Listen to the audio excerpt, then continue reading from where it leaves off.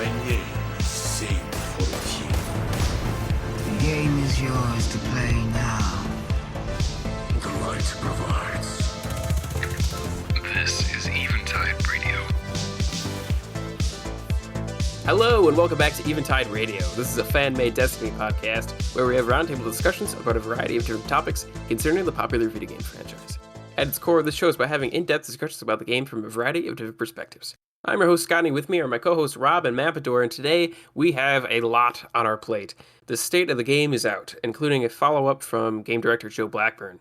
On the Saturday before Season 22 goes live, the following Tuesday, and the quote-unquote veil upon the final shape expansion is lifted. See what I did there?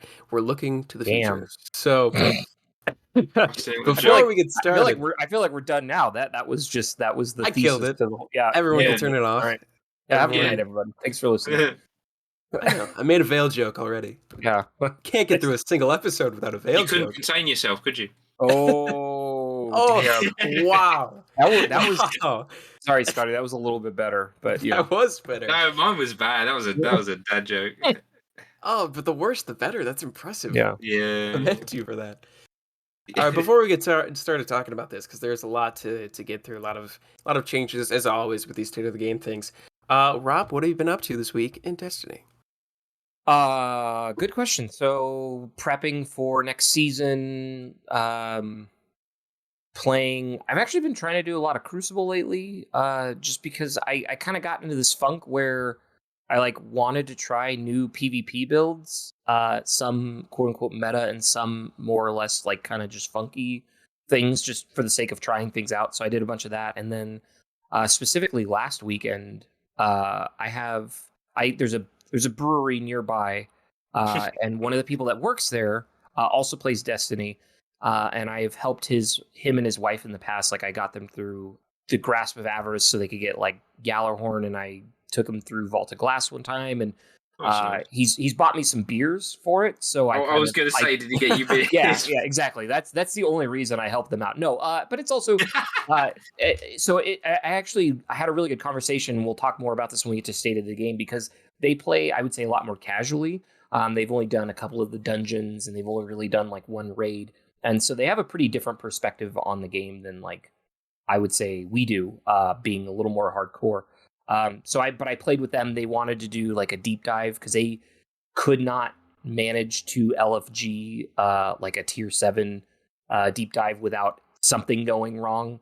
And so I was like, yeah, let's do it. So we ran through one of those, and we'll probably try to do the exotic scout rifle mission with them one of these days as well. So I've been playing with them a little bit, trying to help them get some stuff ready for next season as well. So that's what I've been doing. Sweet. That sounds pretty cool. I didn't even know about that. Have a little side hustle going on. Yeah, for free beer, y'all, there's a lot of things that I'm willing to do. So I probably shouldn't say that out loud. Free beer is a free beer. Exactly. Mapador, what have you been up to this week in Destiny? I haven't been on as much. I've been prepping for this new job that I'm starting. I'm not allowed to talk about, or I'll get into trouble. Did you sign an NDA? A verbal NDA. We'll say a verbal NDA. Gotcha. I'll have the British TV ninjas on me if I talk about it. But yeah. But I did some prep. I just did some PvP.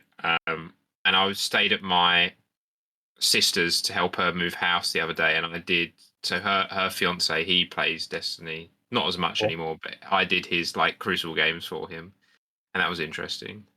So I was running around with the weirdest guns ever, and he had green thumb mapped, so I was meleeing the air a lot of the time. But yeah, I'm looking forward to what's coming, but I haven't been on as much this week. Yeah, neither have I. I haven't played any of Season of the Deep, I'm going to be honest. I think I'm taking a break this whole season, and I'll jump back into it when the new thing drops on Tuesday.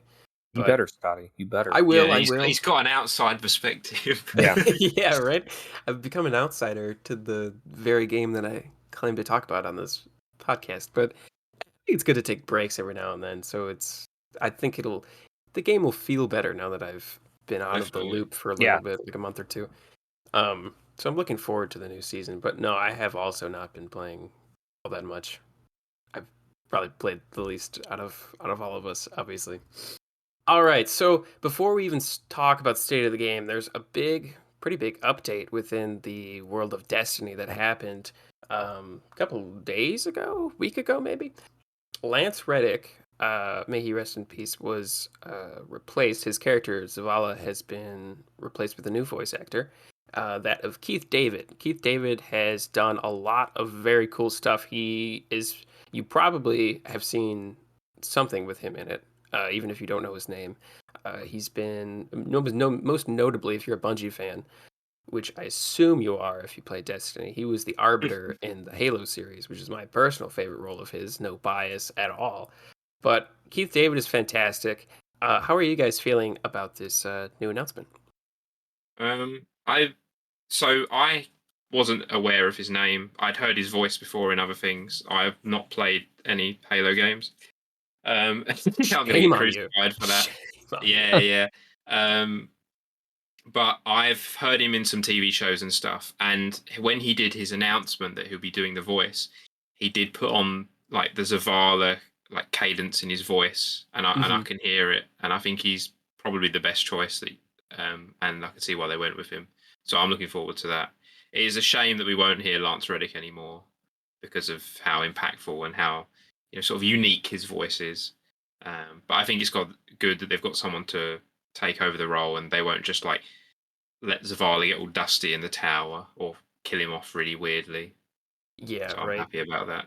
It's always a bittersweet thing to have a replacement of a beloved thing in general. Goes for anything, and the same goes for an actor for a character. And it's tough because it does kind of suck to see a replacement of something so beloved, but I think ultimately you're right. Like you can't just like kill off the character or like shelve him essentially. Yeah, you have to keep the story moving forward, and I think sunset Zavala. Yeah, exactly. He's being moved into the DCV. Oh man, that would be heartbreaking. But I think Keith David is the best replacement they could have got. But Rob, what do you feel? I'm super for it. The Thing, John Carpenter's The Thing, I should specify, is like one of my favorite movies, and he's amazing in it. And my wife, I think, has a secret crush on Keith David, so I actually like kind of texted her because she also likes Lance Reddick, and I was like, "Hey, they just announced that he's going to be replacing him." And I was like, "I don't know how to feel about this," and she's like, "Oh my god, that's awesome! Like, I might even start playing the game now." So she's like that obsessed with Keith David, but he's also great in Princess and the Frog. If you've never seen that movie, it's a Disney movie. Yes. I think it's. Oh, he is in that, isn't he? Yeah, he's the villain. He's I think so good. Oh god, that's like I think that's the last like true animated Disney film, like the 2D style. Like it's a gorgeous movie. It's great music. I love the story. It made me want to try beignets.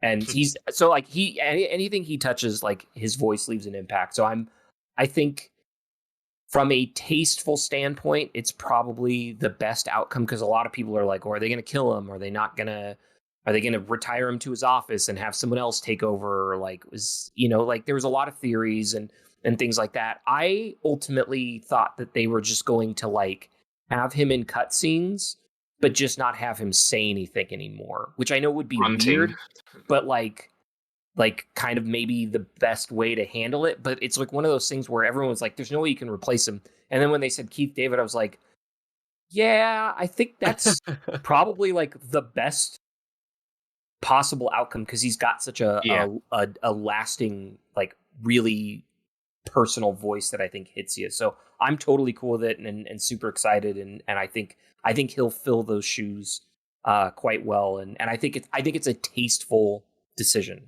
Yeah, no one's that I've seen has reacted negatively. Everyone's gone, yep, that's fair enough. Right. Exactly. And they are keeping Lance Reddick's voice lines that are currently in the game there. Exactly. They're not replacing those like they did with Cora. Yes, or I forgot. Peter Dinklage. That's it. I can't believe yeah, where they just completely re-recorded all of his voice. Peter Dinklage phoned in that performance. He did not want to be there. He did not want to be there. They're like, you're making me voice a small thing, aren't you, on purpose? No, I've still. This is a little side thing. I've still wondered, like, was that poor directing, or was that him phoning it in, or was it him just like not understanding like what the because I don't think he's ever voice acted video games before. I think it was a mixture of him not understanding what they wanted, right? And then them wanting to change it, but going, we're going to have to pay him so much money to redo it. It doesn't matter, right? And maybe they were already in talks with Nolan for a long time, right, before he was replaced anyway. Yeah. I've always kind of wondered what how we got to that point.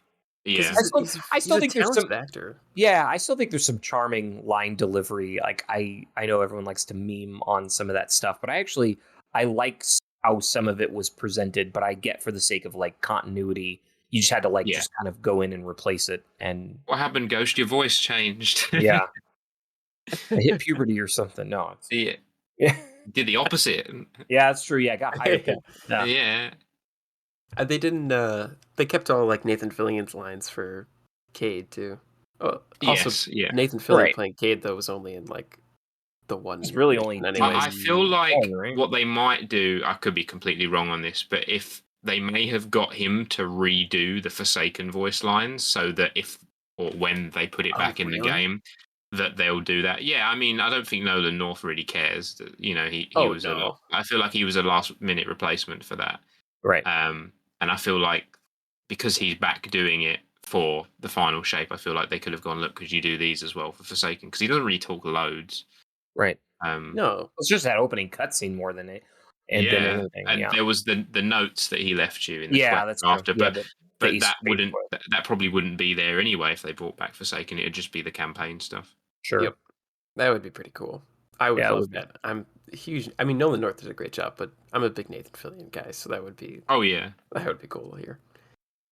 All right, so bring back Firefly. What? I didn't say that. Oh man, I was in my directing class. There were a couple of my buddies were huge Firefly fans, and we in the directing class we all had to like direct a scene, and we would like rotate through, and eventually everybody in the class, no one was an actor, but everyone had to act. And I got the privilege of playing Nathan Fillion in a scene from Serenity, which was awesome.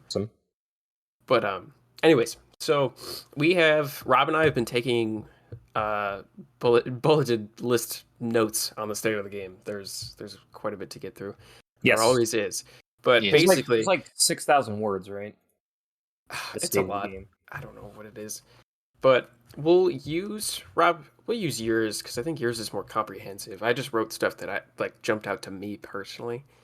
Sure. Kind of run down your list as an outline of how to get through all this. So we'll go down every bullet point. Some will be longer bullet points than others, and we'll kind of share our thoughts on that.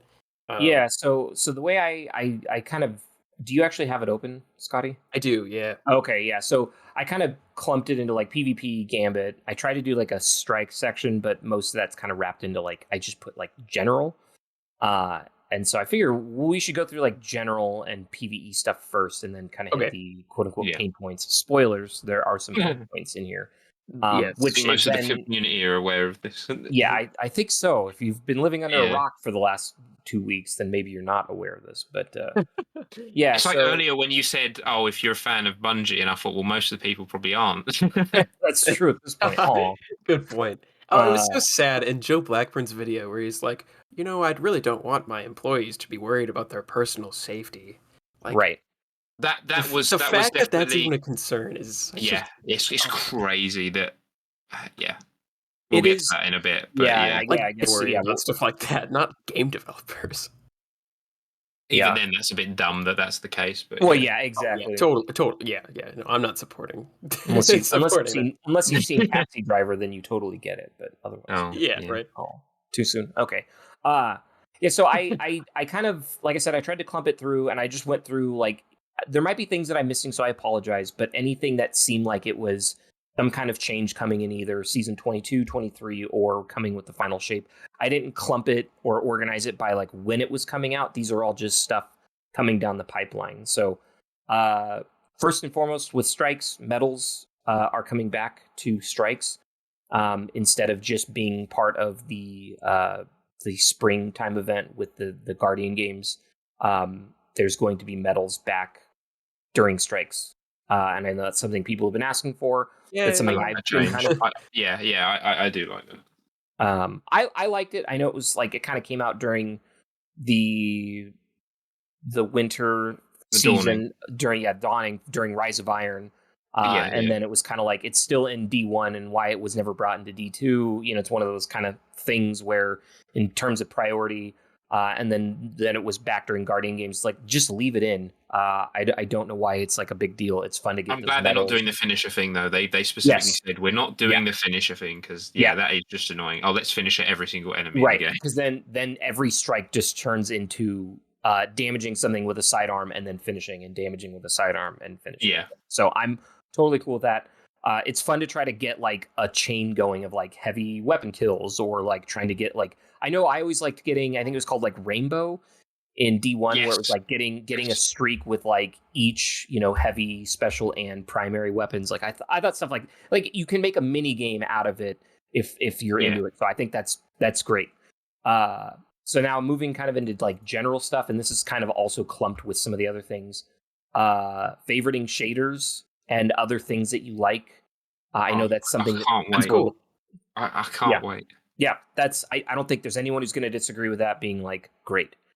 The next thing I have is ritual playlist changes. So instead of having to do like 3 Gambit matches, 3 PvP matches, and 3 strikes, and then doing that with all 3 characters, you can just sit there in strikes till your brain explodes if that's all you want to do.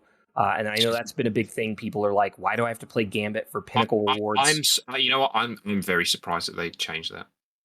I am too, but I think when we get I'm glad they did, but I'm surprised. Yeah, I think when we get to the Gambit topic, though, I think maybe that's why we'll discuss. Well, even just Crucible, I think, because it's a way of getting people to play PvP. Right. But but I think that's one of those that no one's going to argue, because it just more feeds into the play how you want, right? Like that's definitely. It's all about, if you just want to sit and play Gambit till your eyes fall out, you can do that. Stability, they brought up stability again. I know a couple months ago there was server stability. There was some stability. Yeah, exactly. They changed how the tickets and information is given.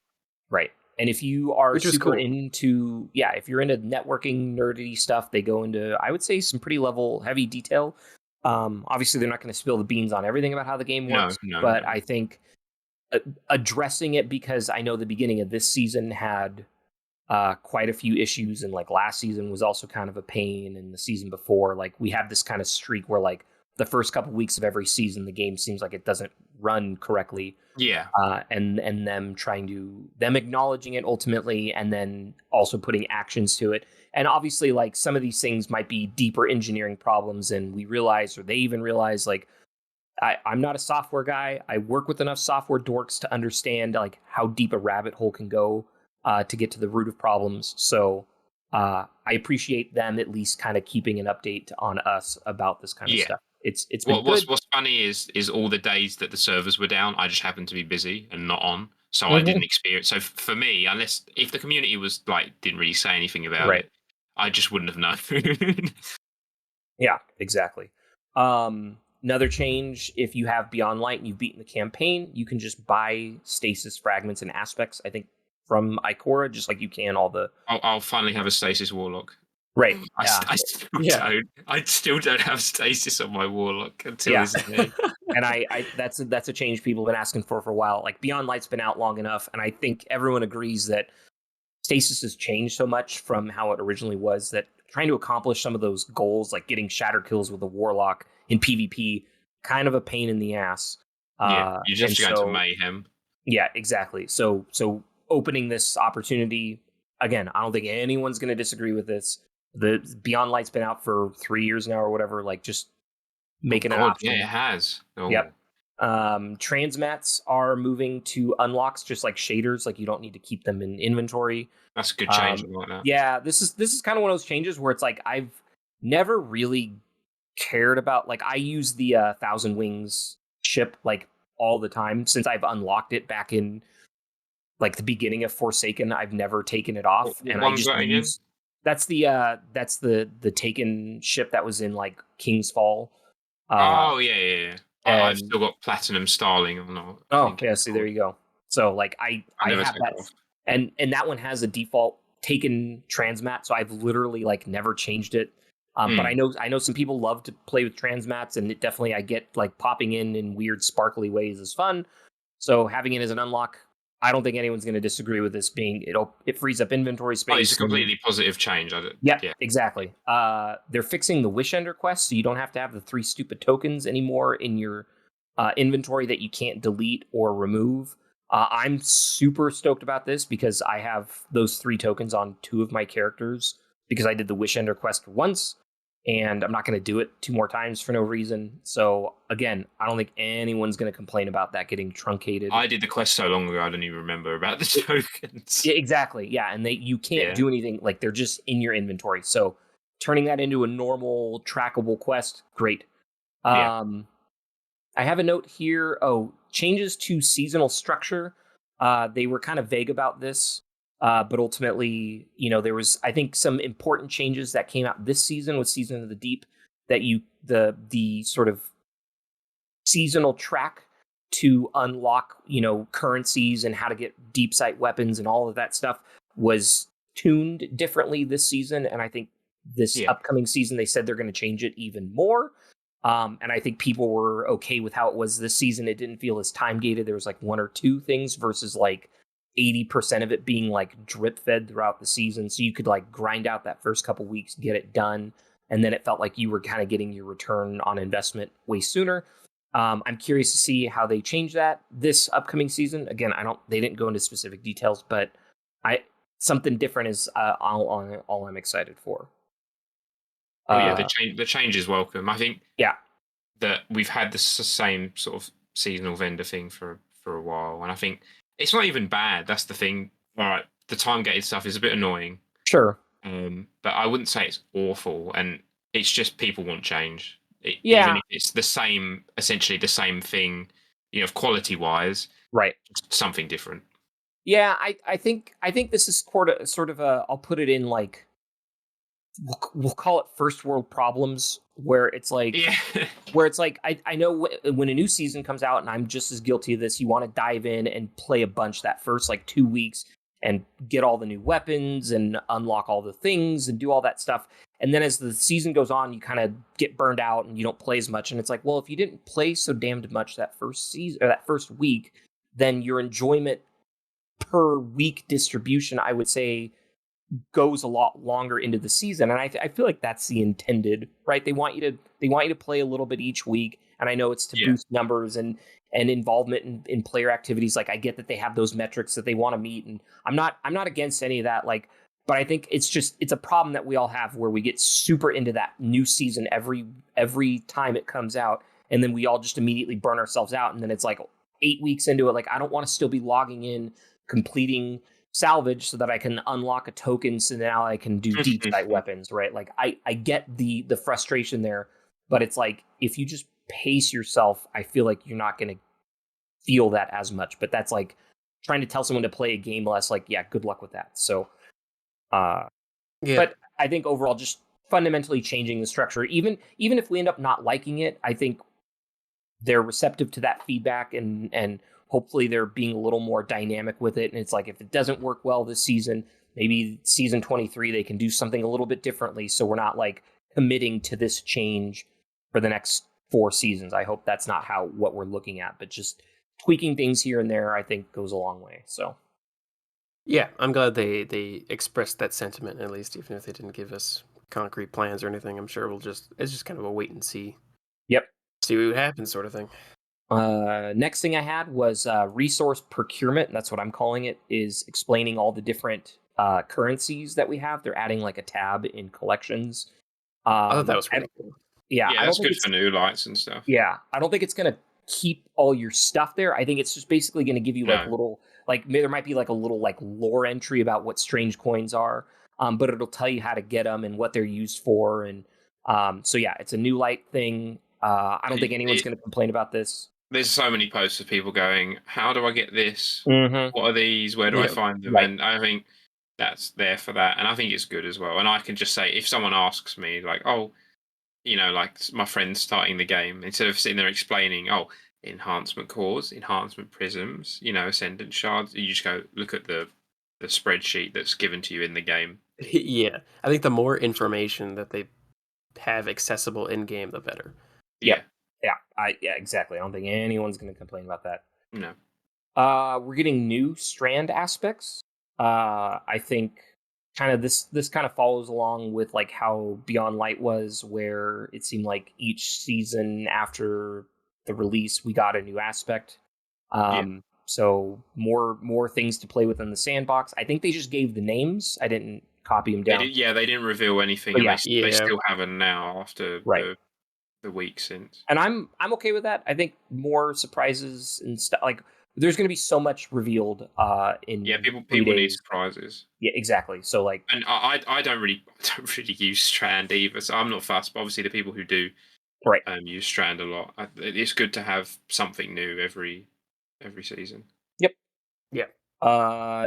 There was 2 separate posts about exotic armor changes that are coming, and some weapon tuning changes that are coming. The weapon tuning changes just came out on, I think, Thursday or Wednesday of this week. Yes. And there's so much stuff going in there. The exotic armor changes are pretty cool. Like one of the biggest things I think that everyone kind of talks about is they're taking Knucklehead Radar and Foe Tracer and combining them into Knucklehead Radar, and then Foe Tracer is going to get a completely different overhaul, which seems pretty cool. And I don't think anyone's going to complain about this. And the fact that now that they're probably trying it out, they're doing a trial. Because I know people have kind of talked about other exotics that seem like, why do we have 2 exotics for something that should be 1 exotic? And I think they're seeing how this goes and how people respond, and maybe people will actually be pulling out their Knucklehead Radars and trying it out for things. And Foe Tracer, because it's getting kind of a cool synergy with your element, like matching it with abilities and weapons. So great stuff. Knucklehead is also one of the hunter, that's very exciting. Yeah. Looking exotics, it looks so cool, especially some of the ornaments. Yeah, exactly. Yeah, the ornaments are cool. Yeah. So yeah, weapon tuning changes, they're doing a lot. So actually, this is kind of a deeper one, and maybe we can kind of take a side conversation on this. One of the biggest things from that is they're decoupling zoom and range, which has a lot of implications, and that's something that's kind of like been tied inherently to the game since vanilla D1. And I think this is kind of a big thing, and I don't think we really have a grasp on how this is going to feel. But I don't think we will until we're playing. Right. I think it's one of the things you can speculate about. Right. Right. Yeah. I think overall, though, it's good because I know that they've sort of taken scopes off of weapons as being like a variable, because it ultimately the zoom affects the range on those weapons. Maybe they'll add them back now. Exactly. So I'm hopeful for it in that sense. It seems like they keep referring to sort of like range compression, where they're trying to normalize a lot of weapons. Like I completely agree. I don't want to make any huge assumptions. There's already people making videos about all these changes, and I think that's great. I think it's good to kind of speculate, but I think like anything with Destiny, we have to see how it feels in our hands. Yeah. And something like this is a huge change that I am very excited to kind of see how it plays out. I'm very looking forward to it, because I do find it annoying. Like, oh, you get this gun. Oh, it's really cool. Oh, the zoom's bad for the archetype. Oh well. Right. Yeah, I'm hoping that they re-add like scopes to guns now, because I did really like some of the reticles on certain scopes. I absolutely hate. Right, exactly. I'm the same way. Especially like some of the fusion rifle scopes are like dog ugly, and they're like distracting. The one that's like a red. It's like a red circle with then parts of a circle round it. I've forgotten what it.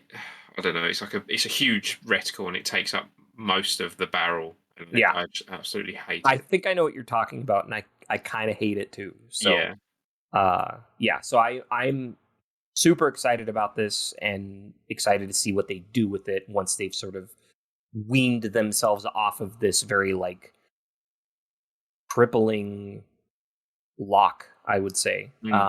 I think it allows for a lot more sandbox opportunities that we can't even begin to really comprehend. I think it was restricting their balance changes. I do think behind the scenes they were probably sitting there thinking, well, we can't do this with this gun because of the zoom. Right. And things like that. And right. What I did now also think that you bring that up about the scopes is that maybe we're getting custom reticles for some guns. That would be awesome. Or exactly.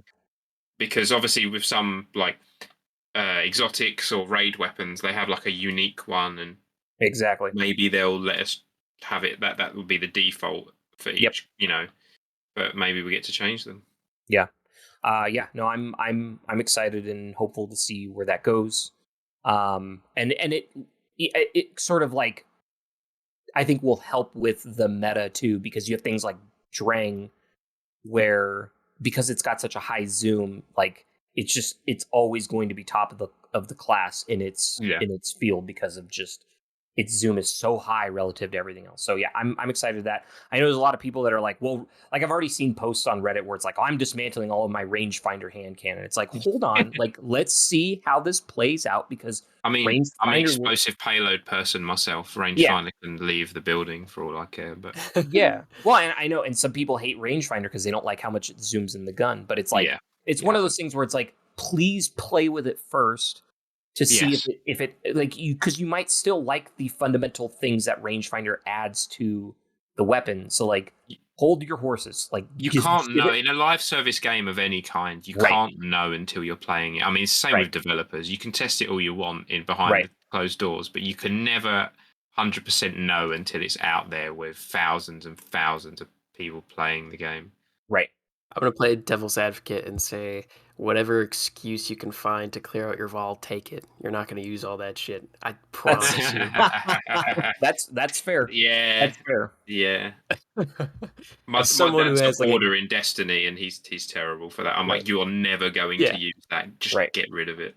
Right. But like certain things, like I got what I consider to be a really good Exalted Truth Adept one time, and it's got rangefinder, and it's like, yeah, maybe it won't be the same as it was before, but it's like, I'm still gonna hoard it and hold on to it because it's like, it's good, and I'm not just gonna be so quick to like, well, it's got rangefinder, so I'm just gonna delete it now. It's like, hold on, like just see how it feels, like, so sure. But yeah, you're right, Scotty. Just like, let people just clean stuff out, especially PvP players as well, because the whole point of, I mean, PvP, obviously most people, you pick the meta weapons, but you also pick weapons that you like the feel of, right? And if you like the feel of the gun that you're using, right, just try and like, all this stuff I've got in my vault is the most random shit, but I like the feel of the gun, so I keep it and I use it for PvP. Exactly. So exactly, I doubt it's going to change the way the gun feels for you. Yeah, totally. Anything else in those weapon tuning changes that jumped out at you? One random thing that I saw. This is probably no one else cares about this but me, but I've always liked Warden's Law. I've always thought it's just like a cool weapon. Oh yeah, they're going to make more Warden's Laws. Yeah, which is cool. Yep. Oh, and the cool Monte Carlo catalyst that they. Oh, I'm so excited for that. Oh, that was amazing! I saw that, and I know that's such a low bar for amazing, but I'm excited about that. I think in D1, I remember in D1 when the gun was like, people were getting the exotic. People were like, why can't we stab people with it? Right. Well, it feels like. Sorry, go for it. Oh no, I was just gonna say it's just such a blue ball move to put a pointy thing on the end of a gun and say you can't use it. If the video that they showed off feels like a fever dream. Yeah. It's so weird. It looks like something like a fan made as like a concept, but it's like no, we're not getting it. Yeah, I saw that happened in someone made like custom Overwatch reloads for all the mythic skins, and people going, Blizzard, why aren't you doing this? And Bungie are doing that for the exotics and it does look like a fan made thing. Yeah, it's cool. It's totally not going to be useful at all, but it's just going to be cool. Well, I don't know. It did a lot of damage. No, it did a lot of damage. People are breaking down the damage, and it's like it's doing a lot more than. It does more damage than a free glaive hit combo. Yeah. Wow. Does it count as a melee? Like, attack? I wonder. I wonder think what it does because it stacks took to. up the melee slot on the hunter for when they activated it. Oh, interesting. Yeah, it looks like There might be some you have to crazy get a things you can do Markov with it, then. chain ×5, and then you can it looks like it's like an alternate reload kind of thing. It one hit the incendiary cabal in duality, and they have a yeah. So yeah, we'll just have to see if you can synergize it with like melee perks and things like that. But yeah, exactly. Synthesis as all Titans must. Right, or if you wear I'm trying to think of the name of it, the like Karnstein armlets, like is that going to count as a melee? So you get will glaive exotic armor pieces affect? Like, I wonder how that will. Yeah, glaives do. That's what I like. So when I was doing some like solo dungeon stuff, I was doing Karnstein with glaives to keep myself alive and running like devour, and you just chuck grenades until you like kill everything. So, and they're finally killing, or not killing, but they're toning down Lemon Rock and Lemon Rock. Yeah. No, the best one is one of my trials partners. He calls it. He goes Lee Monarch like that, and we go, who the fuck is Lee? Who are you talking about? Where's Lee? But yeah, I'm happy. I am kind of happy that it's gone. It is a cool exotic, but it's just not right for PvP. Right. It is too oppressive. Yeah. Touch of Malice is getting all kinds of changes. It won't kill you anymore. And it does more damage, so I'm excited about that. Wicked Implement, the new stasis scout rifle that we got this season, it's already getting like headstone now attached to the catalyst and some other things. Bipod's getting adjusted, so it's going to be a little more useful now. Shoot to loot will work with orbs. The chill clip's getting kind of a nerf, which sucks but it's also at the same time, it's like if you have a stasis fusion rifle, all you're using on it is chill clip. So yeah, I'm okay if they change some stuff as long as there's like new perks coming out. I'm always kind of. I wonder if they give headstone to fusions and they do it how some perks affect different guns. Obviously you can't crit with a fusion, so right. Well, I wonder if they could do something like Encore, where it's like you either get a headshot and you get a stack, or you get a couple like body shot kills, and like eventually it gives you like the benefit from it. So, like rangefinder gives more. Is it more velocity on rockets or something like that? Exactly. So they could do it where headstone, if you hit all your bolts on a target and kill them, it does a stasis crystal or something like that. Exactly. Yeah. They're changing crafting. This is a big thing for me. I'm very anti Shirochi for farming for like leveling up weapons. It is boring. It bothers me that like you have this really cool system that kind of just feels not well thought out, and so then the default is for just everyone to load up a Shirochi checkpoint and just spend hours. Like now they're putting way more weight into finishing activities, which is do certain target kills affect you? I've never really thought about this, but do killing certain enemies give you more XP? They don't think so. I feel like otherwise someone would have found like a nightfall or something where there's they need to do it where when you're in an activity, I guess people would abuse the shit out of that. Yeah, exactly. Exactly. Oh well, but it is quite weird. You kill a boss enemy, you get 1%. You kill a shadow thrall, you get 1%. Right. They're also doing it so you don't just if you like top off, it doesn't start you at 0. It actually like rolls over to the next one, so that's a huge quality. That's a must-need change. That's a very welcome one. Yes, and then you can also you can spend like extra glimmer and enhancement cores into leveling up weapons too. Like they're adding like but it's going to obviously get more expensive. I feel like that might be reverted eventually. I think so too, because people are going to people are just going to find some like farm to get exotic core or enhancement cores or something. It will be like Motes of Light in D1, but more accessible. Right. And then they're making the Neomuna craftable weapons easier to get, which is they admitted that there's like a bug that actually made it harder potentially. So I have none of them. No, I think I have the fusion rifle, but I don't. I have the fusion rifle, and that's it.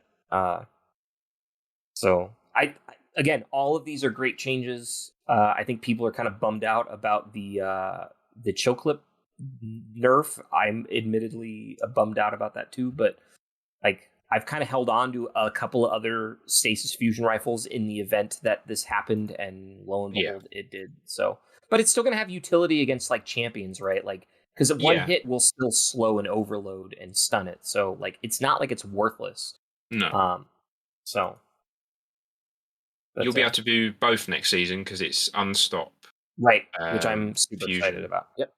That means I can use 1K voices. Yeah.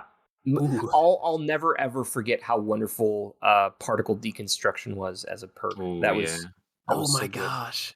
I know. What season was that? I remember that. That was season of the last, right before Witch Queen. Was that season of the Law? You watch that will become an exotic. That will become an exotic. I'd be okay with that. I would 100%. It'll be like a div GL where you know you hit something with that and every other. Yep. You know, GL or you know what? Fusion. Yeah, just make it a void fusion and give it like weakness or something like that. Like, give it one of the keywords. I'm totally okay with that. It's just Telesto backwards or something. Yeah, exactly. With extra steps. So back to the state of the game.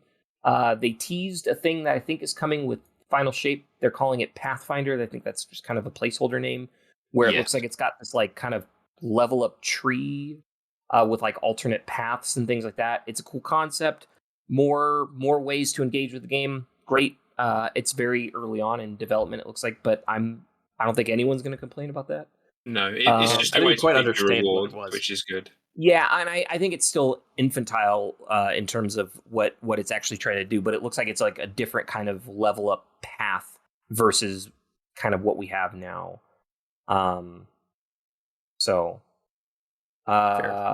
They're introducing next rotation. Yeah, the rotation, and they're going to start off by making DMT craftable. Very nice, very nice. And I think they said they're updating the perk pool on it, so I think people are cool with that and asking for like something like kinetic tremors to be included, which would be glad awesome. It's craftable. Me doing Presage and getting bloody what is it called? Under over, or I forgot the name of the perk. Or one of those. Yeah, something like that. Yep. Sorry, really bad. Right.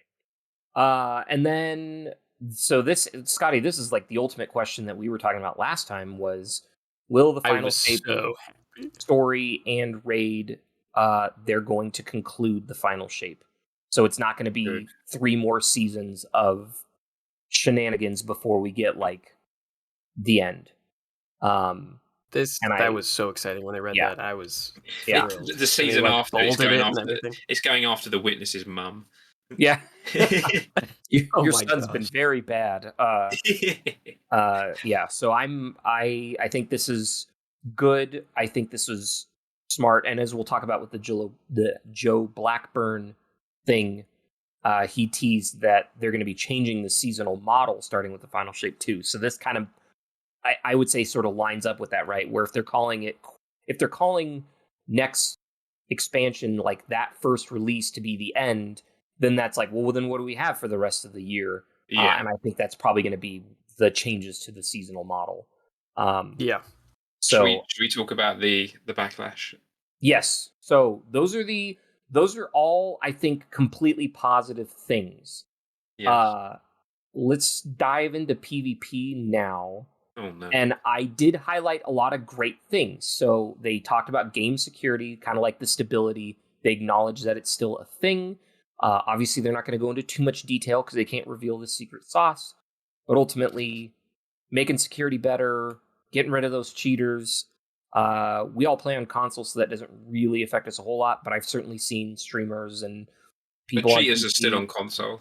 Yeah, no, and they do exist. I think the Zim conversations is separate. It's bad. It's because it's very unnoticeable to a lot of people. Yeah, no, and I'm sure you playing longer. I would love to sit down with you and review video on console to understand. I could go for a whole week of not seeing anyone, but then I could go for like a week of trials and see like a lot. But it's just I don't know how you do it. I don't know how you go around it. It's quite a hard thing to.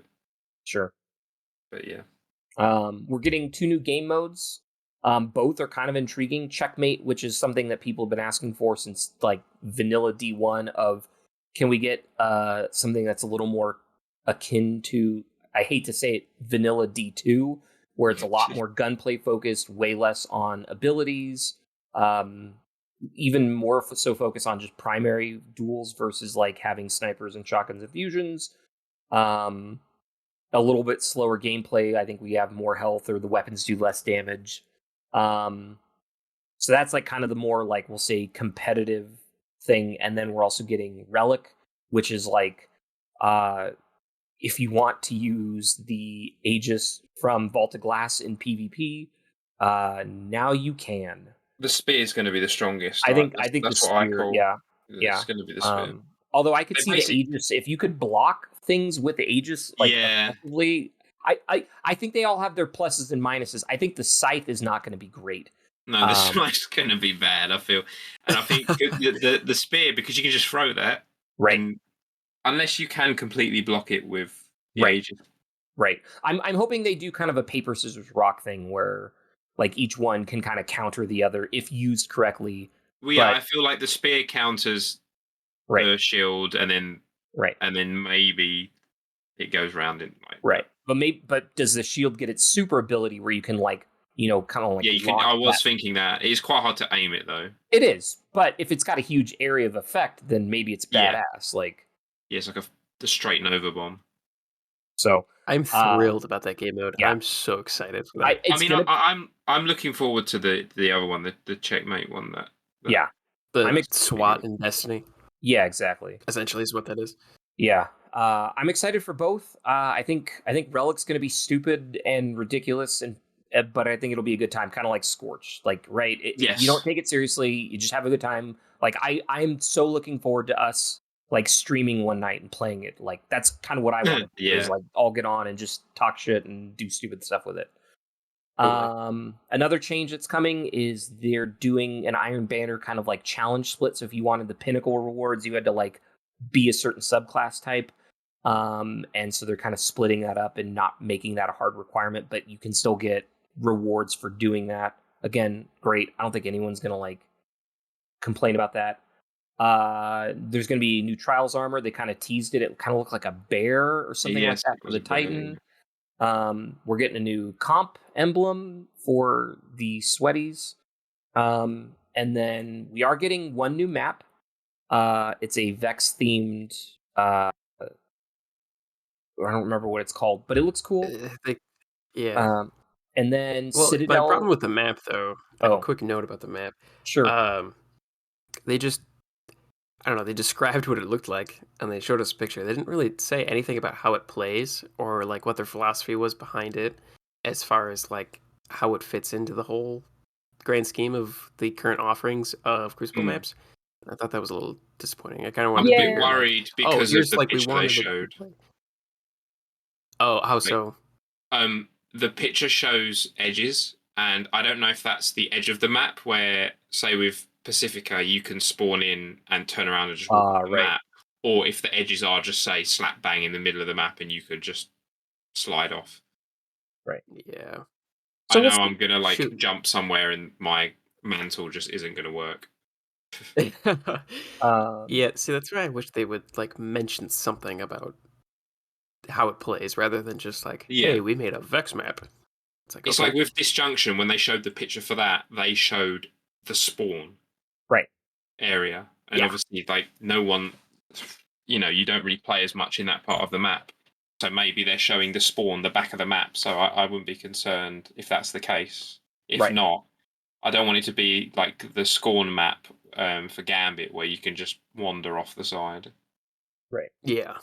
Yeah, and it's that was my note. Preview. Yeah, so we'll see how it plays out. I after Disjunction, I'm kind of like, okay, we'll just see how it is. So I'm not holding my breath, but it is a new map. We're getting Citadel back. I think not this season, but season 23 or maybe with Final Shape. I don't get the hate for that map. I kind of like it. At this point, it's another map. I'll take it. Yeah, I know a lot of people are like, I absolutely hate it. I'm like, I don't understand why. Yeah. Well, it was able to facilitate close range and long range Yeah. Both types of gunplay, like who cares? Like just if you want, you could map. use a scout rifle on that map if you want. Right. And I'd much rather play that over Disjunction, by a mile. Right. And then, so one thing I kind of left off until just now, because I kind of want to talk about it and I want your thoughts, specifically, Map, is matchmaking improvements. They keep talking about this and they keep changing things, and I'm kind of just over it because it always just kind of feels super vague. And I think eventually they'll just turn off skill-based matchmaking, but won't say. Yeah. And that's kind of like they keep edging towards that more and more. Where I kind of hope they do, and then I'd rather them not say, because then people only feel like, I feel like a lot of people only kick up a fuss about it if they're aware of it. Right. Exactly. And I don't like skill-based matchmaking for quick play. Obviously, comp by all means, because I'll go into comp to play, good players and to try my hardest. It's competitive. I want to be competitive. Right. In quick play, I just want to turn my brain off. I mean, I can do that, but less so. No, and I'm like I said at the beginning of the podcast, I've been doing a lot more PvP lately, and there is a, maybe it's a placebo effect. I don't know. It feels like there is a noticeable difference though in a control match versus playing like Supremacy, and of course, like you can't make a 1-to-1 comparison because one of them is a little more objective based in a different way versus the other, but it just feels better playing Supremacy versus Control right now. I'm hoping that when they talk about the matchmaking, they're more on about like lobby balancing, because I think that's also a problem. Yes, I completely agree. With Supremacy, it's just getting kills and picking up a crest, and you don't. It's all shiny thing on the floor after I killed someone. Of course, Timmy with his shotgun is going to go pick that up. But on some maps, say where getting A and C other than B is more favoured, Timmy doesn't know that. He's just going to go, for B and A, or try and spawn flip when we don't want the other spawn. So exactly. I'm hoping that's there. Yeah, no, and that's all kind of valid. So yeah, they talked about matchmaking improvements, and it's just like, sure, whatever, like change it for the 15th time and claim that it makes better or something. But it's like, but you also see a lot of anecdotal on both sides, right? There's people on kind of the lower end of PvP that are like, I don't get creamed every time I play a match and I love it. And then you have people on the upper end that it's like, it takes forever to find a single match. It's super buggy. And then it never ends like even remotely close. It's always one-sided, and now you have to break up the teams, and now you're in queue for like, and I've seen both sides of it, and it's just like, obviously the skill base doesn't work for things like Control.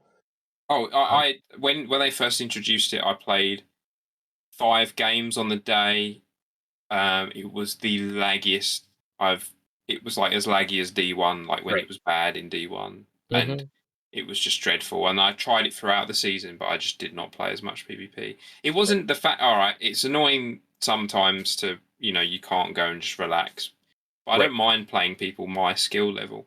It's just when they're laggy, that's when it's frustrating, because it's like, oh, I want to have an equal challenge with this person who's at my skill level. I want to beat them, or someone who's better than me. I want to beat this person. And then you lose a gunfight because of the latency or something like that. And that's when it's the most frustrating. Right. Okay, so let's talk about the bad thing. Is they basically talked about, and obviously we'll talk about the Joe. I don't know why I keep saying Jalo. The Joe Blackburn kind of rebuttal to this. But ultimately they said, we're not really focusing on making more maps much outside of like 1 per year. And they kind of talked about, I think people talking about this oversimplified. Like I know, Scotty, you kind of want to talk about playing devil's advocate, and this is where I really want you to chime in too. But I think people oversimplifying the rationale is a little bit of like a, what's the word I'm looking for? Kind of disingenuous. Like they're oversimplifying the argument. And people are like, oh, making maps is too hard. Like, no, that's not what that's not what they said. They never said like, oh, we struggle to make maps that are balanced. That's literally not what they said at all. Right. Right. And I think it's bad faith. That's the term I'm looking for. And maybe it's not the right term, but I think it's disingenuous to oversimplify their rationale because they do go into it pretty heavily. But that being said, it doesn't change the fact that it feels bad because there's kind of two parties here. We want new maps, and then I'm okay with new maps. I'm more in the boat of, at a minimum, for a stopgap, can we at least get the old maps ported back? Because that, I think, that kind of feels worse than not getting new maps.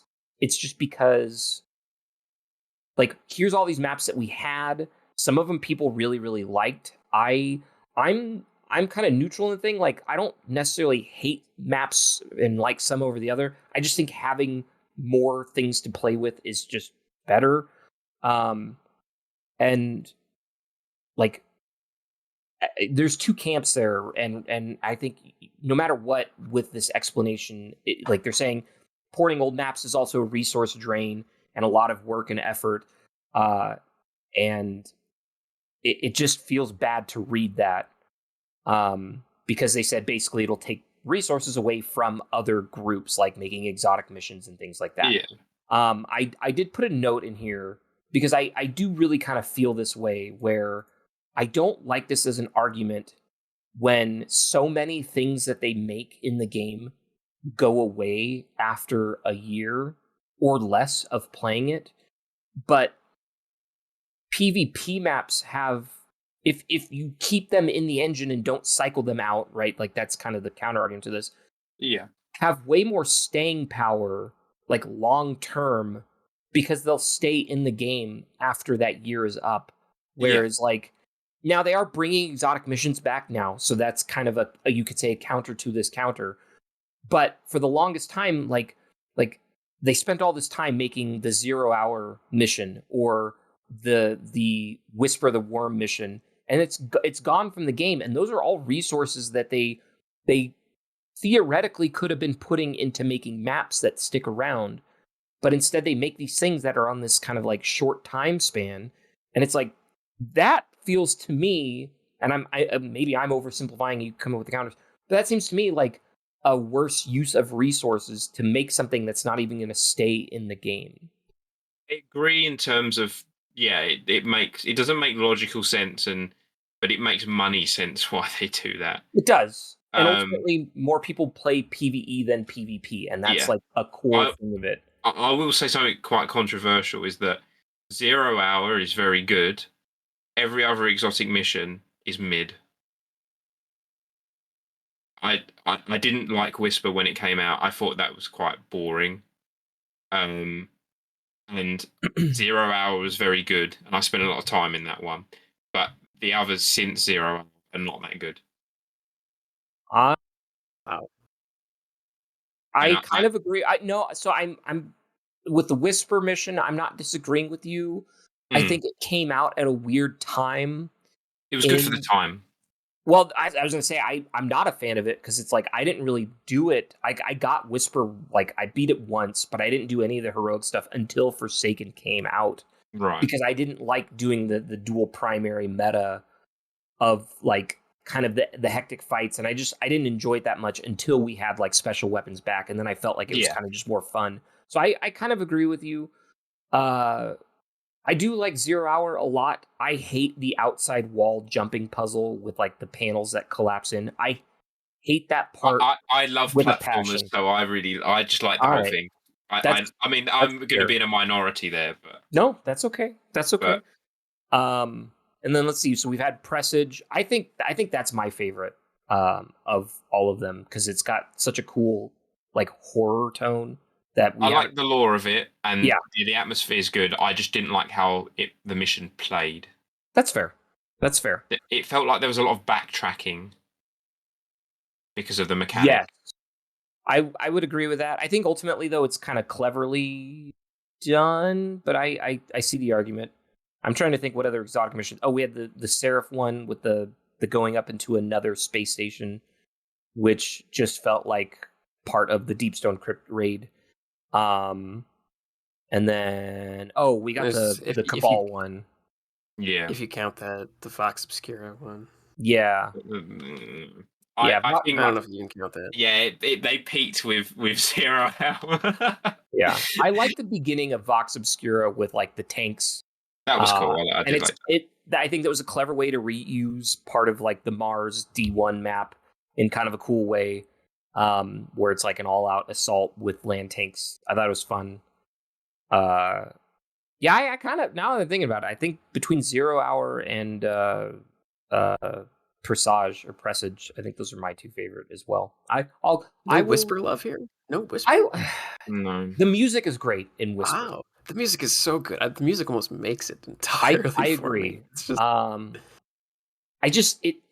It definitely came out at an important time, and I would say was one of the contributing factors to saving the game. I do think the reason a lot of people like it more is because of when it came out.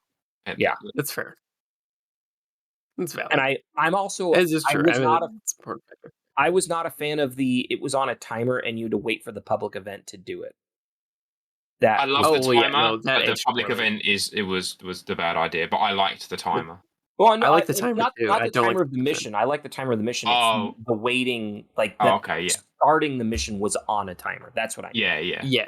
So fortunately, they got rid of that immediately after with their next one. So. Right, exactly. Kind of the Forsaken era remedied that because I think you could just start it from orbit. Eventually. It was cool how they introduced it, though, that it was a public thing. Obviously, someone just would have had to, they stumbled upon it. Right. And that's cool. It's kind of like how it was in D1 to get the Black Hammer, or what was it? Yeah. I remember doing that when they came out.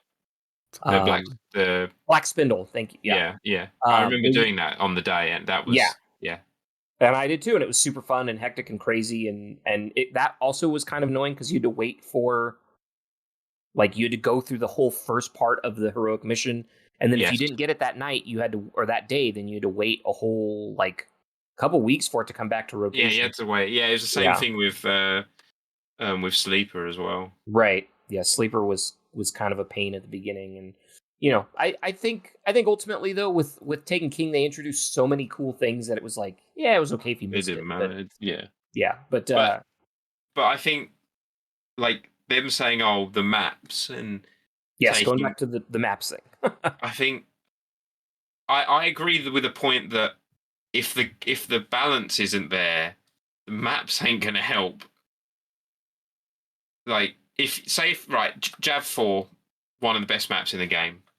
If you're playing on that and the gunplay's feeling weird, the meta's really weird at the time, say with Stasis, a new map isn't going to change how you feel about that. No, yes, you are correct. People would have stopped playing a long time ago if Stasis was still in the state that it was when it launched, right? Like that. Yeah, I do agree, and there is some value in waiting priority of balance and sandbox changes over maps, but at a certain point, waiting over a year for a map was exactly. it just gets stale. Yes, it's almost at that point where a bad map would be better than no map because you just want something. I don't agree with that because of disjunction. Right, because you literally have people going to orbit when it loads into disjunction. Yeah, Joe, what was really funny is it's Frontier. Disjunction is the map Frontier. It's just in the Witch Queen Throne World aesthetic, but people wanted Frontier back. But I hated Frontier as much as I hated Disjunction in Destiny 1. They're the same map, but one side is slightly different and a bit larger. No, you're right. And the center has kind of the trains, and it's got the little hidden pillar area, and then there's an elevated side and a downside. I think the maps are the spawns are the same. How you walk out as well. The doors are in the same position. Yeah. No, it is almost just a new coat of paint. Yeah. I'm not saying they're reskinning anything. They made that from the ground up. That's obvious. Right. But it's just the shape. It still just feels bigger, and it might just be a movement. It is bigger. No, it is bigger. Yeah, definitely is bigger. It would have had to have been. Yeah, I think just that's the biggest problem is Disjunction feels bigger and more open. I think you still accomplish parts of the other map by it feels kind of claustrophobic because the walls on one side or there, so you can't like, I don't know. It just, yes, having one new map a year feels bad, and I think the argument here, while valid in terms of like resource cost, and we're at the point where we know they're working on Marathon. I think there's theory that there's another IP at some point, so we don't know how many they people already announced it. Oh, did they? Yeah, they put up a post on Bungie put up a post on Instagram saying about they've got a new game. It's a MOBA platform life sim frog game. Oh, okay. Yeah. Right. So a MOBA life sim. That's a platformer. And frog game. That sounds quite interesting. I would like to see a trailer before I even form an opinion. Yeah. But all of that to say, right, they're turning the whole Destiny team into 3 separate groups. Well, so, right, the thing with this is Marathon's been in development for a while. Right. And probably this other game has. The changes with Marathon and moving people around would have happened a long time ago. They wouldn't. It's not like, oh, we've announced Marathon, right? Destiny people, you're going over there. That's probably been this game's probably been in incubation for a long time, and it's been in development for a long time. So I imagine that these people have been off the game since Beyond Light. Probably. It's not like we hit final, like for Final Shape they went, right, these people aren't working on it anymore. Like I think people have in their head that Marathon's only recently started taking people away from Destiny or something. That would have happened a long time ago. Right. Well, and I think what Beyond Light is when the major kind of engine overhaul came out, right? That's when we vaulted a bunch of maps and vaulted content, right? And that was almost in a way a bunch of the team vaulting themselves off the like I think that's probably when they did it. There may have been a bunch of tools that were set up and things that were put into place, and the engineering team is like, all right, this is what we're giving you. We got to go start working on Marathon now, and all these games take a long time, and I think people in not just the Destiny community online need to realize that they take a long time. Right. Telling people and being transparent about it is quite hard because then you get criticism of it. Like Anthem was in development for 6 or 7 years, right? And obviously stuff changes, but. Marathon would have been in development, I imagine, for probably about 2 to maybe 3 years pushing it. So, it would have been for a while. Well, I think there's an interview recently that came out with on a podcast. I'm blanking on his name right now. Is it Christopher Barrett? Christopher Barrett, yeah, and I remember seeing the notes from there. Right, and it I think people have basically concluded that after Forsaken launched, he moved over to Marathon. Yeah. He won't confirm that, obviously, but that kind of, there seems to be like all the stars kind of align with, like, he was director for Forsaken, and then he wasn't really on the scenes of any Destiny stuff after that. And that's kind of like, okay, that's probably when he shifted over. And so, yeah, I mean, that Forsaken came out, 2018? Yeah. So that's kind of telling you how long that they've been working on it. So yeah, it's not... Games aren't like, oh, next year we're going to launch this game. We haven't even started on it. It takes a while. And the people who are making PvP maps, who supposedly would have left for Marathon, like in some community, the community's eyes, that would have happened years ago. Right. It just, I think the general sentiment, and this is kind of how I feel about it, is it fundamentally just feels bad that here's Destiny, your cash cow, that there's a lot of devoted fans and there's a lot of PvPers, whether or not it's a competitive PvP game, and like that ship has sailed. Like, we're not having that conversation. The fact of the matter is there's a lot of people that play PvP and Trials and give a lot of, and it feels bad to not get any attention or love on that for what feels like years in terms of and that's just like the main, I would say, core sentiment is like, people are paying a lot of money, and whether or not you want to look at it from, I don't remember what YouTuber it was, but they basically kind of framed like different users of Destiny, and the fact of the matter is there's people that pay for every expansion so that they have access. Exactly. Yeah, right. So that they have access to trials. And it's like, yes, technically, like you're not monetizing PvP in this game, right? You're not paying for expansions that come with map packs like we used to. But the fact is you're charging people to play trials, and there's some people that explicitly really only play this game for trials. So you're inadvertently charging people for PvP to play this game mode. So like you kind of have to acknowledge that there are a group of people that are paying for PvP in this, and that the resources need to go into that outside of just sandbox changes. And I think it was Grenader Jake who came out with that whole long thing, and he summed it up really, really well. And I think maybe kind of what I said echoes a lot of what he said. I'm not trying to like steal his words. I think this, I heard a lot of different feedback from a lot of different peoples, and that's kind of like how I'm trying to summarize the feeling of all of these things. But it's like, yeah, you're charging people for trials, so you're charging people for PvP when it's the end game PvP. So you can't say that we're not monetizing, because that's like the whole thing. That's another thing that I think people are kind of disingenuous, is like, well, they don't put resources in it because you can't charge for PvP. And it's like, well, they kind of are, and I don't know if that's a valid argument. This is where it gets messy, and I hate talking about this kind of stuff, but it's not black and white. It's just exactly. And I think the problem is people are trying to oversimplify some of these sentiments, and this is not a hit at any content creator or anyone in the community. I think it just feels bad to spend all of this time and money and your own resources into playing this game, and to not get any kind of like map once in a while just sucks. Yeah. And then the one in before the big gap of maps was I've forgotten the name of it. The Shadowkeep one. I know people are like, the fact that we never got a map on Europa is like, what? Like, it's so bizarre. I can has a guess as to why we didn't. I want to hear your thought. I think Europa, the whole map was made with the weather system attached to it. Oh. So you'd have to go in and decouple the weather, the dynamic weather with the environment. So you couldn't have the dynamic weather in a PvP game, could you? Because that would just piss it. I mean, it pissed me off.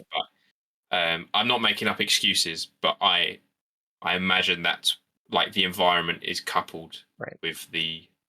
I'm not saying they can't, but it would probably just take them longer. But, well, it's almost kind of like what's the first D1 Trials map that we got that's on Mercury? Burnout. Oh, Burnout, yeah. And like the whole back map has the sun blasting you in the face, and like thematically it's really cool, but it kind of sucks to spawn opposite that side because you're just getting blinded by it. So it's like when they brought it to D2, they made it thematically work with like the future version of Mercury. They use the background from the dark future, right? And I love that because it fixes that problem, but it also kind of works like thematically. So yeah, and I imagine that the reason it was made like that in D1 was just because it's Mercury. That's the Mercury, say wallpaper as we'll call it, right? And that's what we had, right? And it works because it also, like when you're loading into the lighthouse, right, and you first land and you look and you're like blinded, right? Like I get it, and it works great, and like, but yeah, it definitely. I imagine it would just take them longer time to do it. Maybe they are doing it right now. We did, right. But all right, so we talked about PvP. Let's talk about Gambit real quick. I think this is the one that also ultimately did not get addressed by. I guess we're done. No more Gambit. Yeah. So we kind of talked about how they're changing the whole seasonal or the ritual playlist changes, and this really feels like a response to. So basically, we are going to get the Dreaming City map back during Final Shape. I don't remember what it's called. And then they're introducing Lucent Hive and Shadow Legion as enemies, which means like all the kind of bugs that go along with, or not bugs, but kind of features that go along with them. Also during Final Shape, that's great. I do like that. They said ultimately we're not going to give you any other maps, at least in any foreseeable future. And there's really no future plans to update Gambit in any meaningful way. Specifically, they quote said, They made those changes in Witch Queen, and it, quote, did not move the needle for player engagement. And so they basically are like giving up on Gambit. The term self-fulfilling prophecy has been used a lot because, and I think it's totally valid. I kind of feel that way too when I first read it, where it's like, so you're not gonna do anything about it, and then you're surprised that no one's playing it. I know what they should do for Gambit to make, well, I don't think it would make more people play it, maybe a bit, but it would fix balance issues. You know, people would probably hate this as well at the same time. You know, with the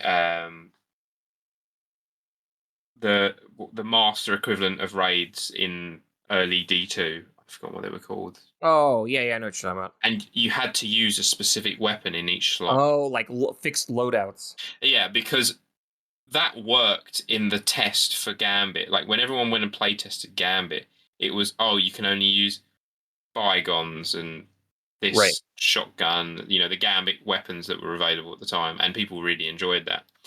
So maybe if they did that, it would help, but it'd probably just annoy people. Kind of like that idea. I think as long as you change it up like once a week to prevent it from getting stagnant. Maybe every day. I'd say do it every day. Oh, every day? Yeah, no, I think that's a cool idea. I don't know what does that take in terms of resources to implement? I don't know, but something like that where you have kind of fixed loadouts and it forces you.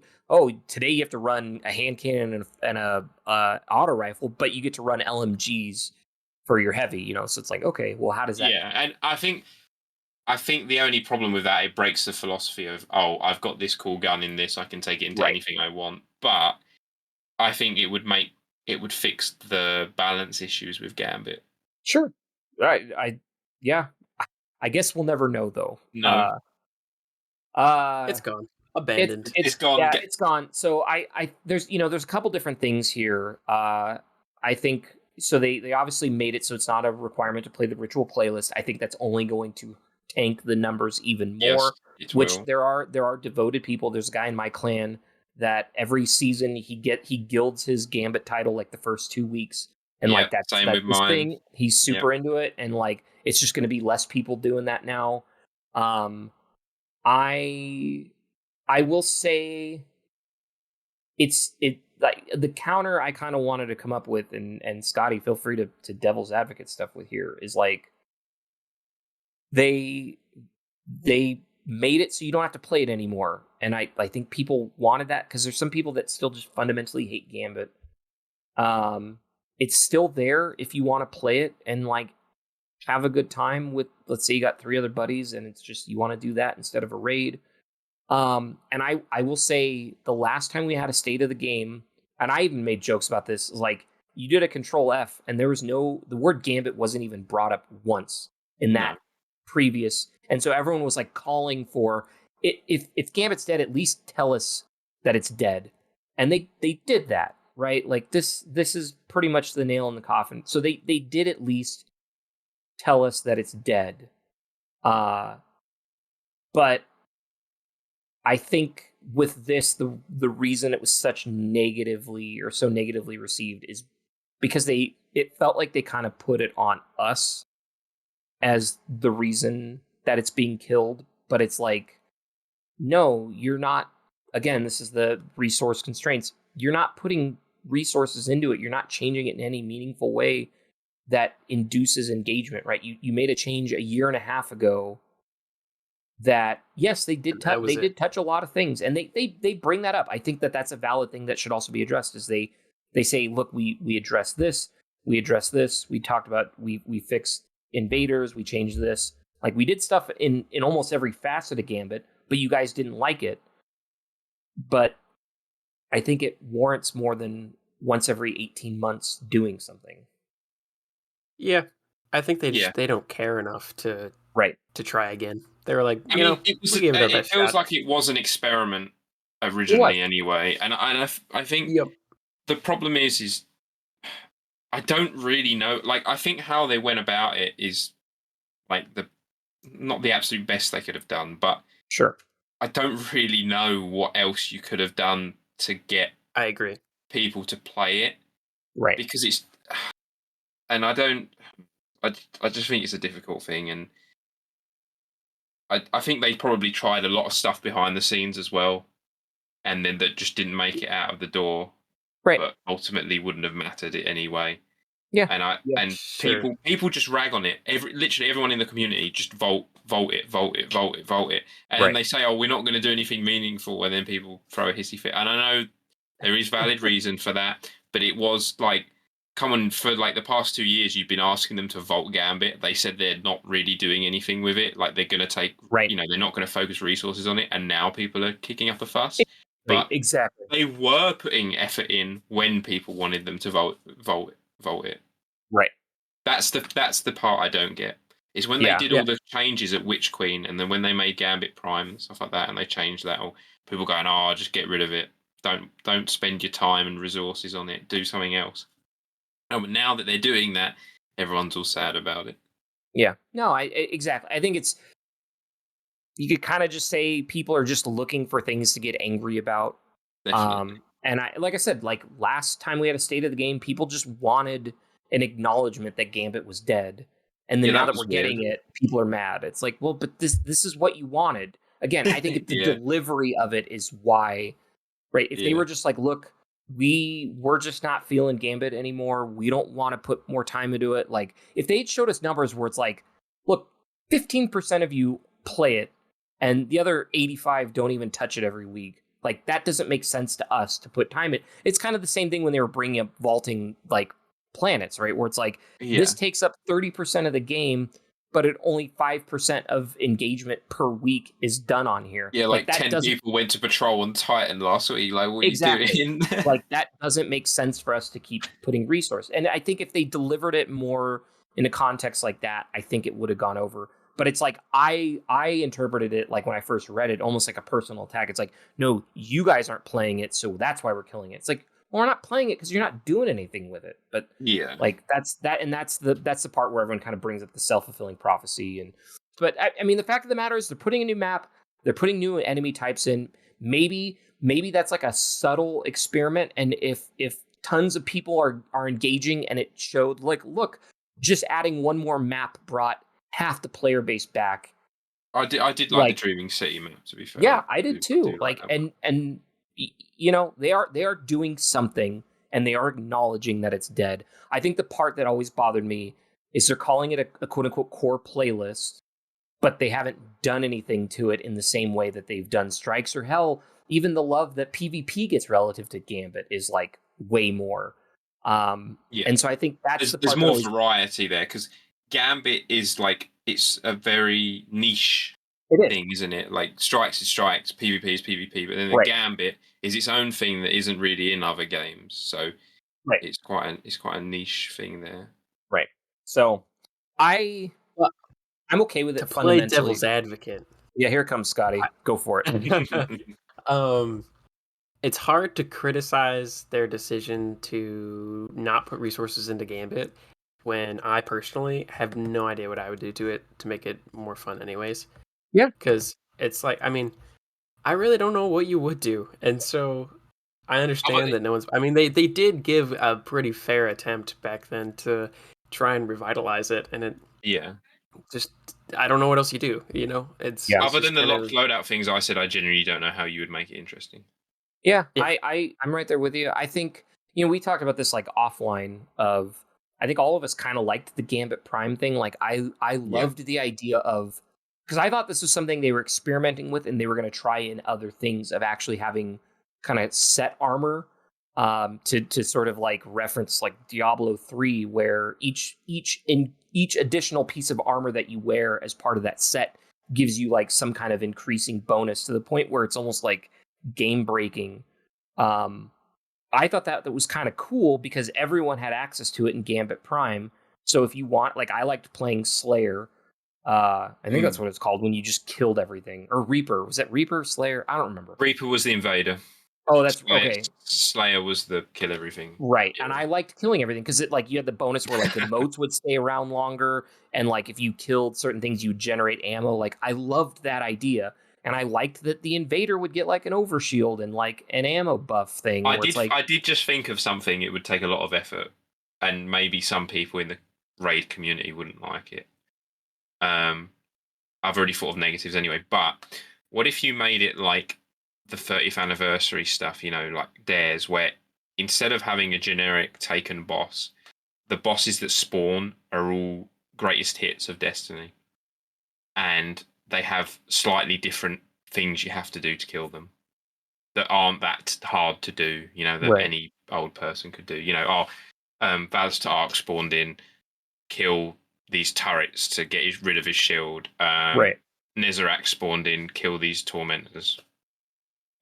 That's kind of the thing, is like, to make it cool and interesting, you'd have to almost fundamentally rework Gambit, or like pour a lot of effort into it to actually fix it, I feel like. And I think just people are not about it. Like, that's what I mean. The way you make it more interesting is you make it harder, but then the core people would just complain and just wouldn't know how to do it.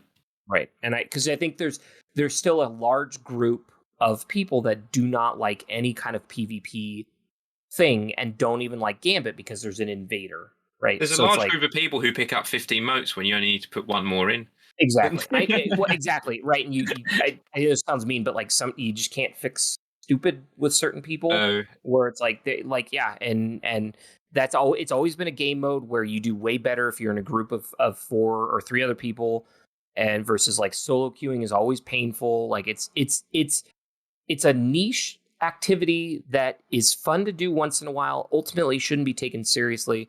But if you expect the same level of engagement every season that you do from Strikes and Crucible, then I would want more resources put into it. And ultimately, that's what they're doing, right? They're kind of decoupling it from the core playlist. And I'm okay with that as long as you stop calling it a core activity and stop putting like things like the ornaments attached to it and forcing you to play the same 4 maps over and over again. That's where I kind of get frustrated with it. Like, I'm okay with it dying, but just stop calling it a core activity and expecting the same game time as you would a Strike or a Crucible match. And it created a large, like, a lot of people talked about it online. You had people who don't post Destiny stuff. They were talking about it. People who just play it in their free time. You got like Moist Critical talking about it, and that's more, quote unquote mainstream YouTube.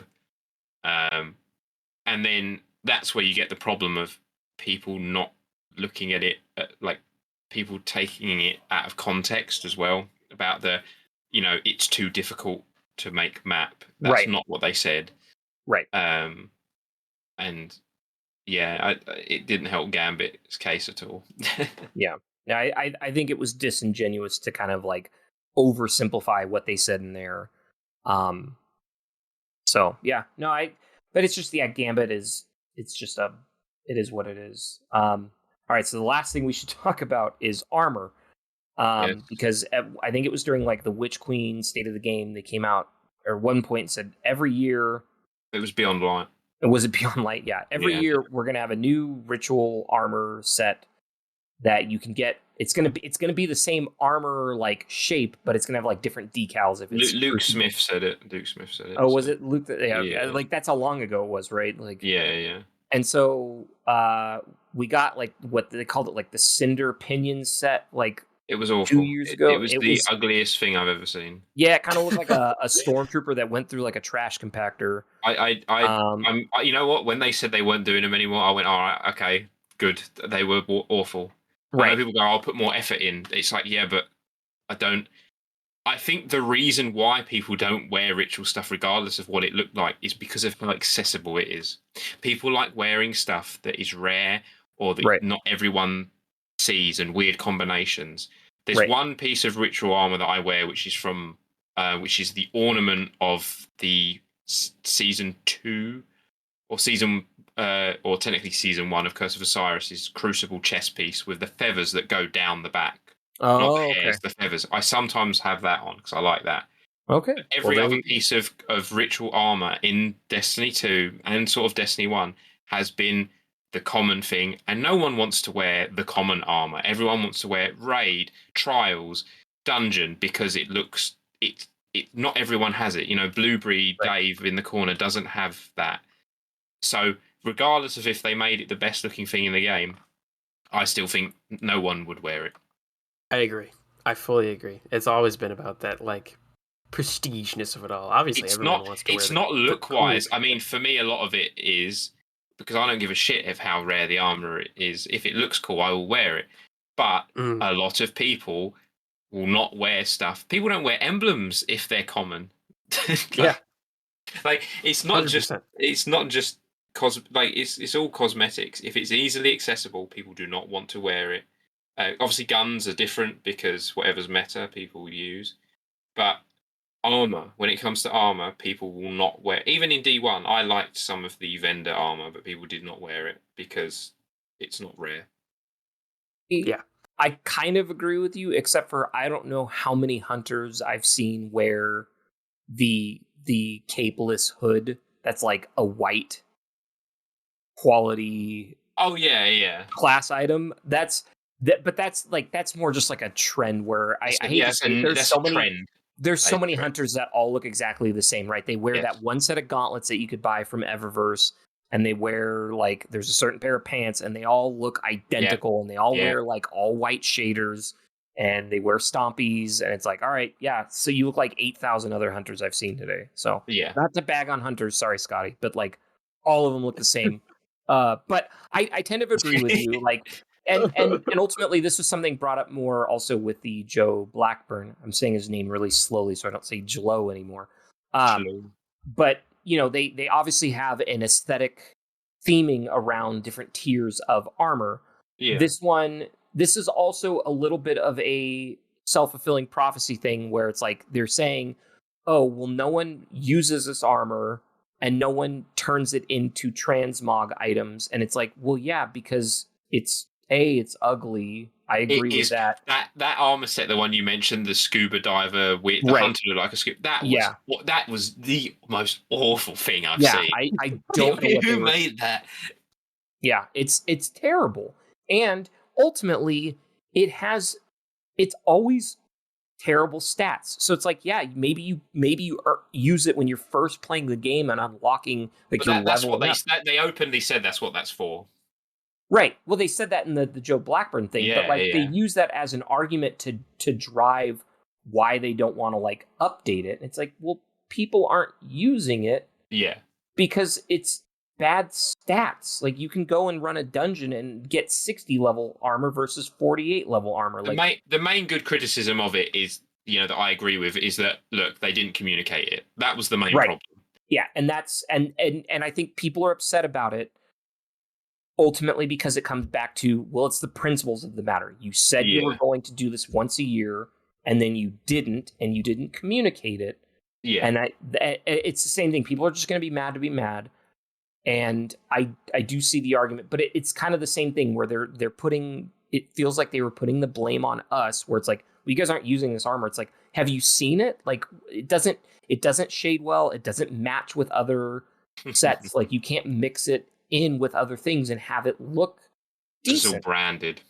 Exactly. So it's you and I know people, and I will say, well, we'll get to the Joe Blackburn thing shortly, but it's just it's the principles of the promise. That's what it came down to. Yeah. But right. I can see when he said, oh, look, this is what we focus on. Right. Stop focusing on this. I could tell that. I think actually the last two raid armor sets are very, very good, and I can tell a lot more stuff has been put into them. Yes, they are more unique than anything else, and he also in the tweet kind of referenced the Watcher armor, all the kind of the cowboy stuff. I'm not a fan of it fundamentally because I think it looks kind of stupid. I still don't have the cowboy hat. I still don't have it. I get why people like it. And it totally plays into the fantasy part of the game, and I get it.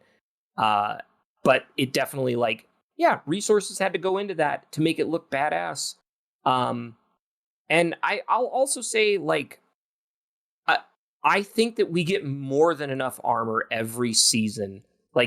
Just in the season pass alone, right? We get 2 unique sets, right? You get kind of the base armor, and then you get the free armor ornament. Well, not free, but you get the armor ornaments. So there's only so many ways you can change the look of your Guardian every day that like constitutes needing another ritual set of armor to like throw in the mix. That you're like, again, the stats are terrible. Like if you got Artifice armor, you're just dismantling every piece of armor that you get from like Shaxx. But again, it's the principles of it and the way that they tried to pin it on us, kind of like the Gambit thing. Yeah. I mean, I dismantle every bit of armor I get. I have like this perfect build in PvP, and I literally don't change it. And I've had it for years, and I don't. So most stuff I just dismantle. Right. But yeah, the stuff from the vendors it is bad. The rolls are bad, and it's just stepping stone armor. It shouldn't be in some ways, but I get why it is. No, and it is what it is. I get why it's there. It's just the argument and the way it was presented. And I think I think ultimately that's a great transition into the Joe Blackburn tweet that he came out with was it this week? I don't know anymore. I think it was this week. It was a couple days ago. But he basically started off by saying like I interpret it as like we worded things poorly because they're so their heads are down in the sand, trying to get the final shape going, and it probably should have gone through a few more proofreads, because I think just fundamentally the way some of this information was delivered is what made it so, like, that's why I think why the community responded. I think all of the information could have been presented in the exact same way with all the same bad news, but if you had worded things differently, I don't think it would have had such a negative consequence. I will say as well, this video was very genuine as well. It was very exposed. It looked like he'd gone, right, I need to do this. This wasn't like, oh, all right, PR, whatever. Right. But I feel like he took it upon himself. Like the PR people didn't go, oh, you need to talk about it. I feel like he was like, I want to talk about it myself. Right. And I do think that was the case. And I can tell he cares about the game. Oh yeah. No, I think there's a lot of community sentiment that like Joe Blackburn he plays Destiny. He cares about this IP. He wants it to be the best that it can be. He just got, I had an incident at work this week that was kind of not quite the same thing, but I had my head in the sand and I signed off on something that I shouldn't have, and it kind of bit me in the ass, and it was nobody's fault but mine.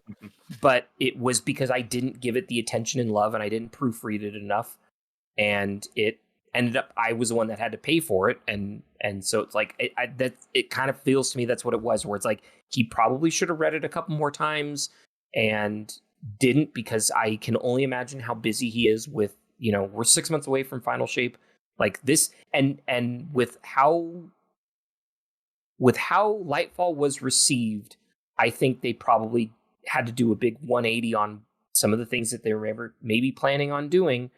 And that means that's more work that they have to do between now and February to get this right. Yeah. So definitely.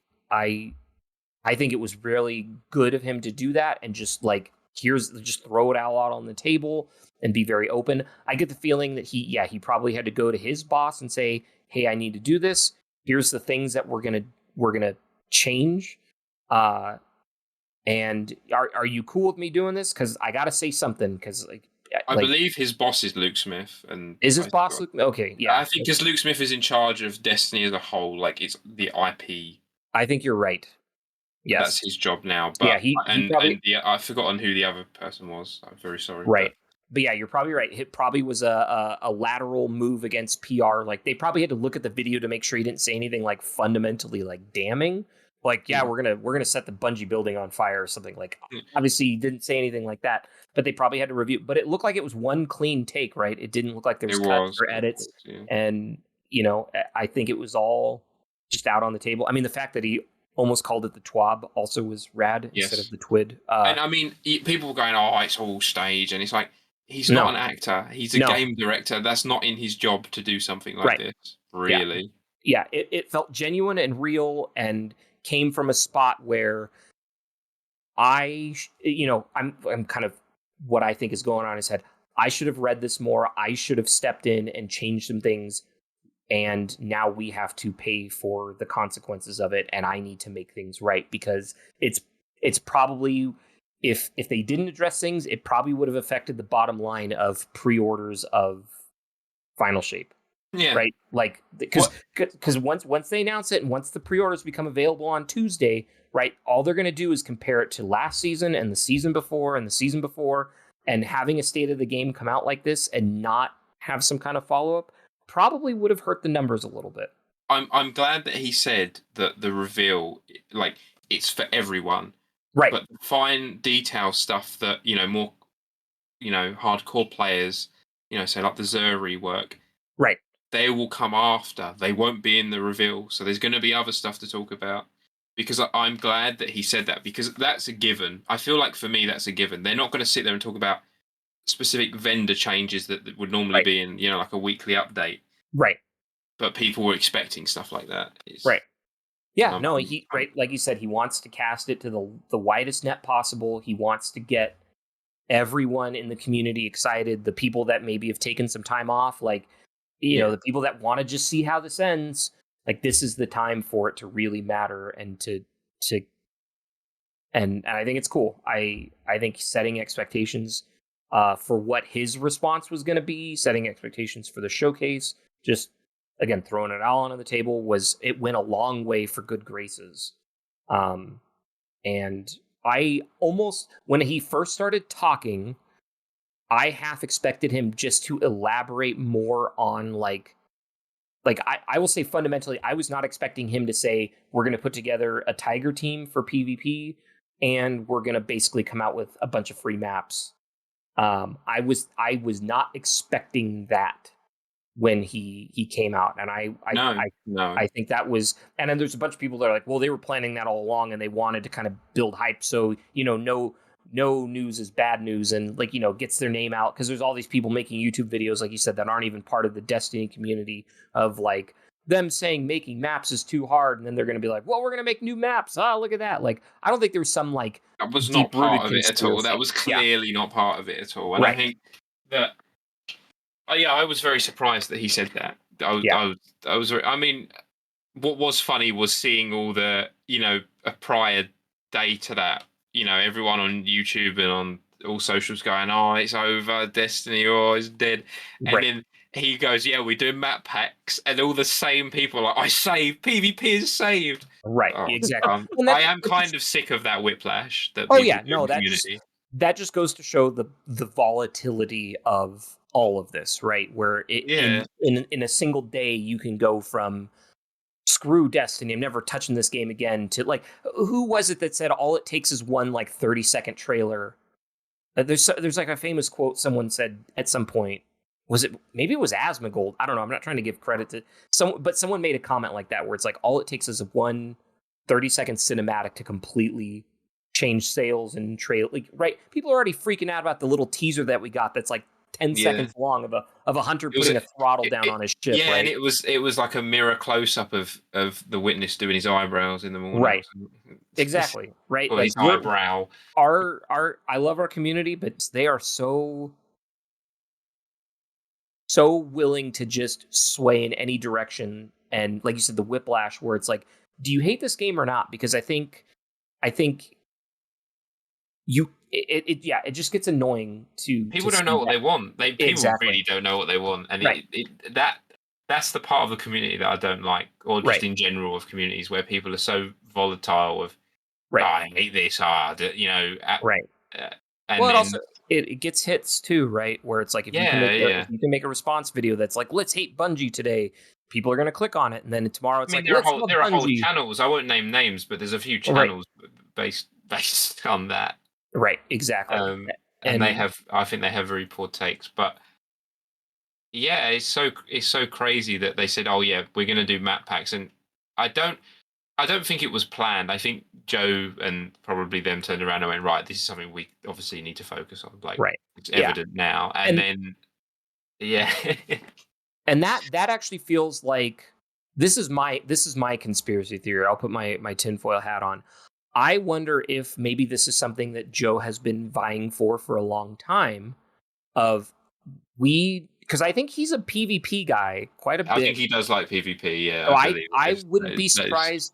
Yeah, I wouldn't be surprised if selfishly he's like, we should put more maps in this game, and maybe Luke Smith or whoever's above him, who's calling the shots for budget, is like, no, we can't monetize maps. We're not, like I'm not trying to name names. I'm just, and I think it would be more of a more of a stock higher up thing. I don't think exactly. More to do with like financial stuff. But right. Yeah. I think Luke Smith also likes PvP too. But anyway, it's like he probably did this, or maybe it was even I think I called it self-sabotage when we were talking in the chat before this, of like, maybe he purposely left that in there so the community would get really pissed off, and then he can use that as ammunition of being like, you see, I told you we need more maps, and then they're like, fine, just whatever you need, tell them you're gonna make a map pack. He purposely. That's my conspiracy theory, because I think he's a pretty PvP heavy guy. Yeah. And he probably wants maps just as much as we do, but had to kind of use this as an excuse to drive, because they didn't do it with Gambit. They only did it with Crucible. He didn't mention Gambit. Yeah, he did. I know. I love that. He didn't mention Gambit again in the state response. So I love it if he went Gambit. It's Jova. It's not happening. Yeah. We heard your feedback. We're just gonna take Gambit out of the game. Yeah. But no, I think it went a long way to get sympathy back, or not to get sympathy, but to get trust back. I think there's still a lot of a-holes in the community that are like tired of this, and he's going to tell us this map pack just like they told us we were going to get armor every year, and then they're going to go back on it. We are getting the free Eververse armor as well. Yeah, I'm calling it that we get a crossover armor set as well. Interesting. Okay. I could see that. Think that. I've been hoping and guessing that the next, or eventually we'll get a. It's less likely now because of Xbox buying Activision Blizzard, but I've got a feeling we might get the Overwatch crossover thing, because they do crossovers now. Right. I could see that. The timing of their next one would line up with this showcase. Yeah, I could see that. Yeah, we are due for like some kind of crossover. But I want my Cade 6 McCree or Cassidy skin. Like that's I want that. Oh yeah, because you play Overwatch quite a bit. I do, yeah. So yeah, both games are in an interesting state in the community, but we move. Yeah, they are. Yeah. We don't need to talk about Overwatch right now. That's no. Or Blizzard for that matter. I'm putting money on that's going to be a crossover at some point. That'd be cool. I could see that. But so then you brought up the other thing that Luke Smith, Joe Blackburn. I'm terrible with names right now. That he basically said, we're going to put because we didn't communicate and they kind of go into the philosophy, the design philosophy, all the different tiers of armor, and basically like, hey, if we want cool cowboy stuff, we're not going to give you new ritual armor that you're not going to use anyway. And he didn't say it like that. That was disingenuous of me. I'm sorry. But he's basically saying, we want to put more time and effort and resources into making this armor look badass, and it does. And I'll even say like a lot of the seasonal ornaments that we get are very cool, especially Season of the Deep with kind of like the flowing fish fins and stuff like that. It defines a type of fantasy design that I'm sure some people are super into. So the armor looks great. So I get that them being like, we decided we're not going to do ritual armor anymore, and we should have communicated to that. And so we're going to give you a free set from Eververse. I think that's really good.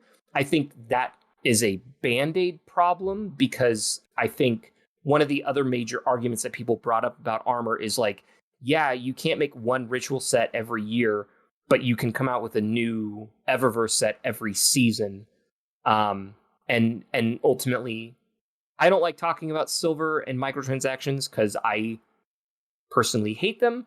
But it's one of those things where the community is never going to agree on it, or never going to come to a consensus. I'll play the business advocate. Like it's obvious this is how it works. I mean, it works with anything, right?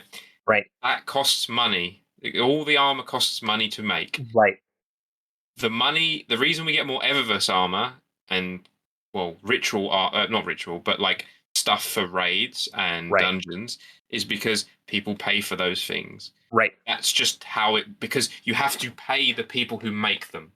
Exactly. Not, haha, we're greedy money. There's going to be that. But the people who make the armor, they need to be paid. Exactly. And that's, the dungeon armor, the raid armor, all that really cool armor that isn't bought through silver, you still pay for that because you're paying for the content and you get the armor with it. So you're still paying for that.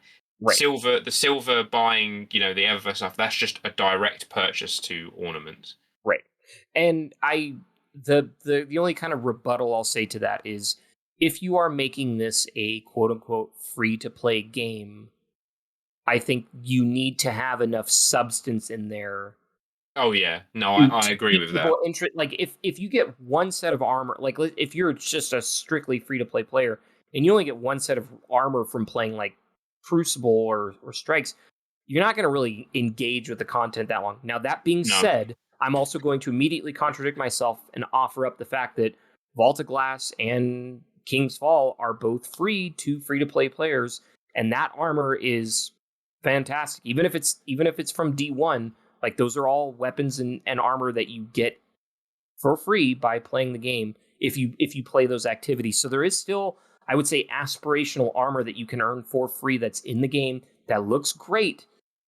But it just kind of like, they advertise this as a free to play game, but it just like, it feels like there's so little offerings in terms of like the free aspect of the game that it doesn't really feel free to play. I know people use the kind of cheeky, like, oh, it's free to try.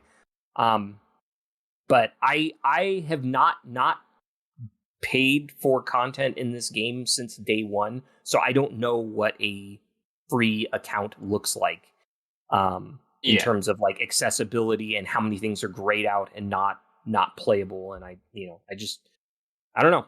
So, but I think I think it's good that, you can visit the destinations, you can go to all the places but yeah, I do think they need to maybe, it's the new light thing. Everyone is always going to say this. They just need to beef up the new light. Yeah. That's I think what they need to do. And I know people are like, well, just put the Red War campaign. It's like, well, you can't do that. But I think there's a lot more that you could do in terms of trying to hook people in at the beginning that explains a little bit more of the context of what's going on. Because if you were to load up the game and start playing Witch Queen, you're not going to have any idea what the hell is going on, like at all. So there's definitely more that they should do to New Light players. I was just kind of trying to remember some of the other things he was talking about. Was he's going to stream once in a while on Twitch, which is awesome. And people are like, he better have a good mod team, because I think right off the bat he's get a lot of death threats knowing this community. Yeah, it's mental to me that he had to come on and I'm aware of this, that he had to come on and say, look, we needed to get to a point where our community members in the communications part, they felt safe to do their job. The fact that they've had to take someone to court because he was sending threatening notes and phone calls to one of the community managers, and pizzas and stuff, and like telling the pizza delivery driver to not really loudly to get a rise out of him. That's psychotic. And I imagine there's other stuff that we don't hear that goes on, and it's just crazy to me. So my question is, so that was all DMG that was happening too, right? I believe so, yes. And he left, and then Bungie sued that guy. Are they going to give some of those winnings to DMG? I don't know. I don't know. I'm not an expert at all or know that much about the American legal system. Yeah, that's true. I don't know much either. It's like, because he basically, like, I've always interpreted like that's kind of why he left, right? It wasn't that he didn't like working here. I think it wasn't. Yeah, I think it was sort of like, or more or less so that he left because he just didn't want to do the job. Yeah, the specific job at Bungie. Right. But it had to have been part of it was, I'm getting death threats. You guys aren't doing enough about this, or and then they go and sue that guy, and it was explicitly because of damages per what was done to a community manager. But it's like, but it's almost like DMG should have sued that guy. Well, he might not be in financially the position to do exactly. So I've always wondered if like they're gonna throw him a bone or two because it's like, hey, like, sorry that this happened to you, and we're sorry that you left the company because of this, and we should have done more. They probably did pay him compensation. I imagine before they even sued the guy, they probably would have given him money for compensation for that. I think so. I think, but I mean, over here, suing is more of a business thing, and people don't really sue other people as much. It's not. Oh yeah, well, no, we're sue happy here in the US. Yeah, I was gonna say it's quite sue happy over there, but yeah, I think. I mean, yeah, he's probably not in the financial position to do so because that costs a lot of money, and Bungie probably will sue, on sort of your behalf, not on his behalf, but like behind the scenes. That would have been the sentiment. Yeah, sure. I still can't believe, like the fact that Joe Blackburn had to come out and say that as part of the conversation, like the fact that he had to waste energy on breath saying, quit harassing our people effectively, is like, I can't believe we're at that state in our community, that's a thing. And it's embarrassing to be part of this. I mean, Joe, if you're listening, we'd love to have you on and talk about that, but we're not talking about that. Talk about other things. About like when he starts streaming. I want to know what his experience is like. The stuff that you don't see that goes on behind. Well, and this is nothing against DMG or any one of the community managers. Like, some people can maybe just, for lack of a better term, sort of handle it better than others. Like, there's that, and people go, it comes with a job. It's like, and no. Not what are you level. Okay? Like, you're gonna get someone call you a shithead in your comments. Right. That's just social media, but death threats, like, to that extent, and actual real life threats, no, that does not come with the job. Right. Yeah. And it may just be that, I don't know what Joe Blackburn's kind of life experiences are and what he's gone through, but he might just have a little bit more where he's fully aware that he's gonna get harassed and bobombarded as soon as he gets on Twitch. He's a brave guy. Yeah. So that's why I'm just kind of curious. Like, I want to watch it just because I'm curious about how he engages with the community and all that. But yeah, part of me wants to grab a bucket of popcorn and just see like how awful. I know it sounds bad, but just like what would compel somebody to say something like that to another human being? But the fact is, you're not saying it to their face; you're saying it over the internet. So, if you're a spineless coward, you can say something like that. Yeah. But all right, well, that is about it for the episode, I believe. Thank you guys for listening. Also, please let us know your thoughts on the state of the game. If you have your own thoughts, please feel free to further the discussion at our our Twitter page or something like that, or get in touch with us or our email or whatever. Our X. No, I mean my Twitter page. There I'm you not go. Saying that. So yeah, please go ahead and shoot us a message if you want. Until next time, see y'all later. Bye. Bye. You can put this voice recording away and go on with your life, because you and I both know you'd have me yapping in your ear for the rest of your days. Want to further the discussion? Get in touch with us at any of our Twitter handles, all of which can be found at our podcast description.